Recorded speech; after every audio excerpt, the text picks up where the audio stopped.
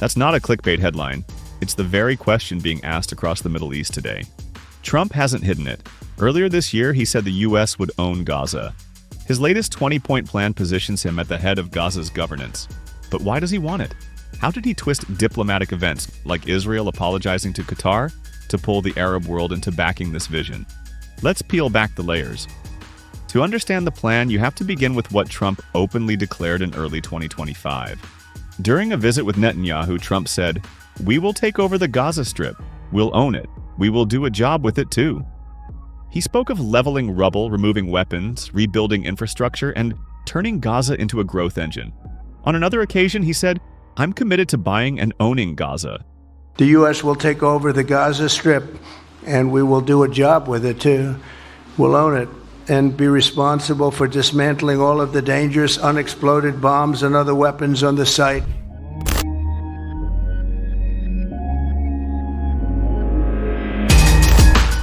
Here's what set the stage. On September 9th, Israel launched an unprecedented airstrike in Doha, Qatar, targeting a meeting of Hamas leadership. The strike killed 6 people, including a Qatari security officer, and injured more. Qatar immediately condemned it as a breach of sovereignty and international law. Then, on September 15th, Qatar hosted an Arab Islamic Extraordinary Summit, bringing together over 50 Muslim and Arab nations to coordinate a response. The Doha strike not only angered the Gulf, but also created a regional rallying cry. According to reports, U.S. and Israeli insiders say that the failed assassination attempt in Qatar pushed Trump's team to accelerate their Gaza peace plan, seeing an opening to shift the diplomatic narrative.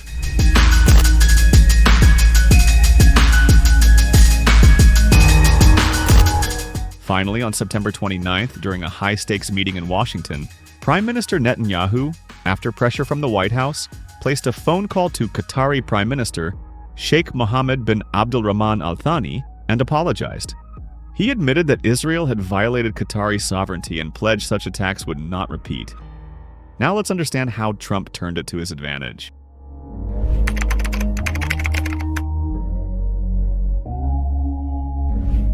By securing the apology, Trump restored Qatar not just as a victim, but as a key stakeholder. Qatar, which had been sidelined or criticized in earlier phases, now had diplomatic capital. The apology allowed Trump to bring Qatar into the narrative of the peace plan, not as an outsider, but as a meaningful partner.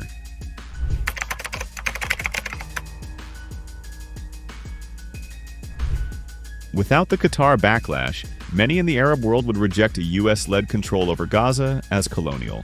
But with Qatar's status redeemed, the plan could be framed as regionally accepted and multilateral. With U.S. leadership, yes, but not unilateral imposition.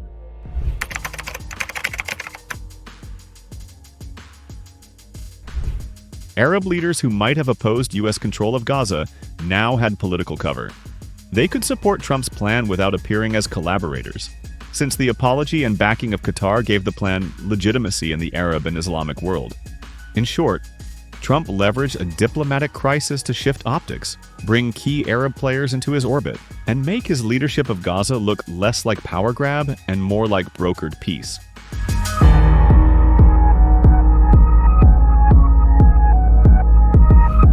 Let's get into Trump's plan.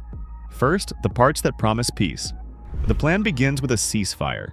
Stop all bombs, airstrikes, and shootings. Then comes a massive hostage-prisoner exchange.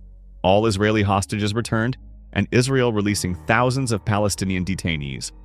Once the fighting is paused, Israel would withdraw in phases, but only after conditions are met. Hamas's military infrastructure, tunnels, weapons caches, command centers must be dismantled. These sound like typical ceasefire provisions, but where the plan becomes novel is what happens after the war ends.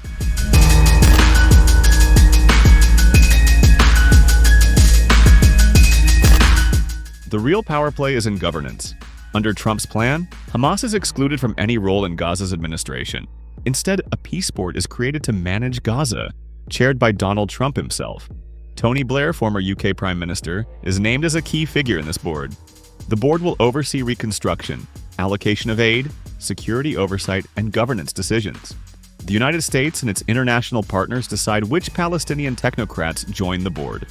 Gaza's economy, infrastructure rebuilding, commercial zones, and project funding all fall under the board's control. Effectively, Gaza's future, who leads it, how it rebuilds, who governs, is being placed under a Trump-led international board. That raises a major question. Is this a peace plan or U.S. control under a veneer of governance?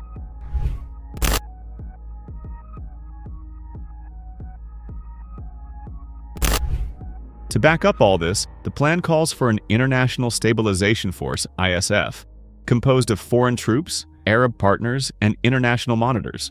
Their tasks: train Gaza's new security and police forces, patrol borders and buffer zones, ensure Hamas or militants cannot rearm, maintain internal security during transition. Israel would also hold a buffer zone at first, to maintain a security perimeter until the plan's benchmarks are fulfilled. So Gaza would see foreign security boots on the ground, operating under a Trump-led governance structure.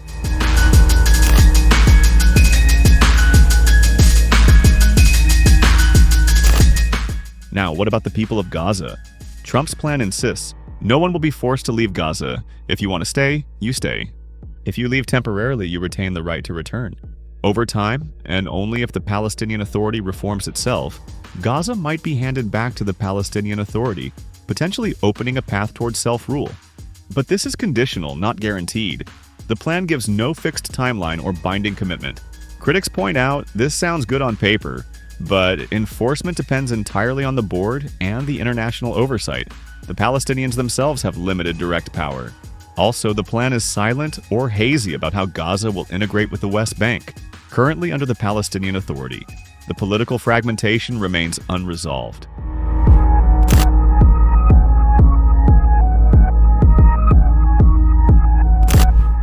By directly controlling Gaza, the U.S., still under Trump's leadership, could wield power over a volatile frontier.